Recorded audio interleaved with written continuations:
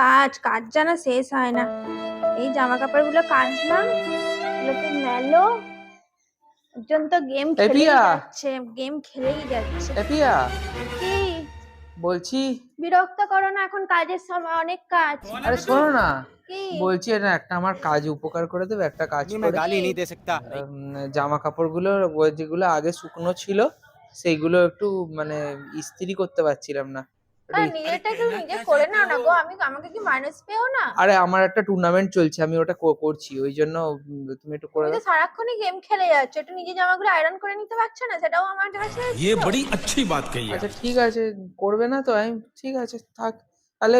আমি ভাবছিলাম যে যদি করে দেয়, যে মানে কেউ যদি করে দেয় তাহলে তাকে একটা জিনিস দিতাম আর কি, ওটার জন্যই। আর না, ঠিক আছে আমি তাহলে কি দেখছি অন্য জিনিস দেবে আগে বলনি তো? আমি দেখছি যদি মা করে দেয় তাহলে মাকে দিয়ে দিচ্ছি এটা।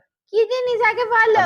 আমি তো বলেছি করবো না, কি জিনিস? আমি ভেবেছিলাম যে করবে তাকে এইটা দেবো, কিন্তু তুমি বলছো যে কি করে হলো? দেবো সব জামা ইস্ত্রি। অত বলার কি দরকার, অর্ডার করবে, অর্ডার, ঠিক আছে? ও হরি, দেখেছো গাইস? তাহলে তোমরা দেখে নাও, মেয়েদেরকে এইভাবেই হাতে রাখতে হবে।